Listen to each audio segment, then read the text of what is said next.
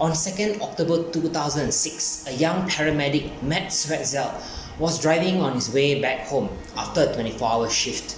He was so tired that his eyes closed for 2 to 3 seconds, causing his car to drift to the opposite lane, killing a young mother. Her name was June. Fortunately, June's daughter, a 19-month-old girl, survived this accident.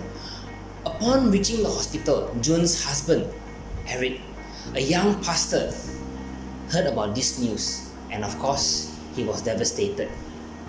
At the same time, the prosecutor also asked Eric whether did he want to pursue a maximum sentence to Matt Swetzel. He had a decision to make. Surprisingly, he chose to forgive Matt Swetzel, and Matt Swetzel did not get a maximum sentence, but a community service and a fine.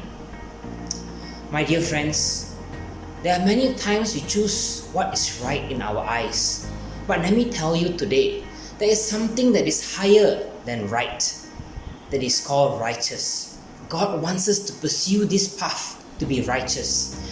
Let me interest you with a story about Abraham and Lot in Genesis chapter 13. And there was strife between the herdsmen of Abraham's livestock and the herdsmen of Lot's livestock. The Canaanites and the Perizzites then dwelt on the land. Verse 8. So Abraham said to Lot, "Please let there be no strife between you and me, and between my herdsmen and your herdsmen, for we are brethren. Is not the whole land before you? Please separate from me. If you take the left, then I will go to the right. Or if you go to the right, then I will go to the left." My dear friends, Abraham allowed Lot to choose first, even though it was Abraham's right to choose first. Let me tell you 5 reasons why it was Abraham's right first. Number 1, Abraham was Lot's uncle. Number 2, Lot was under Abraham's supervision.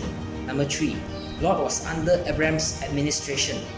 Number 4, Abraham was called by God, not Lot.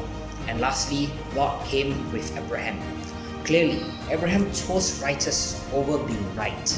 My dear friends, being right is not always being righteous. The difference between right and righteous is that right chooses self ahead, while righteous puts self behind. One good benchmark to know that we are closer to God is that when we are more concerned of being righteous than being right. Jesus himself had all the right not to die for us, not to be nailed on the cross, to receive all this pain and suffering, but he chose us ahead, and he chose to put self behind. In our daily activities, our daily lives, let us all choose to be like Eric, who forgave Matt Swetzel. Let us all choose to be like Abraham, who allowed Lot to choose first, and ultimately, let us all be like Jesus, who chose to be righteous.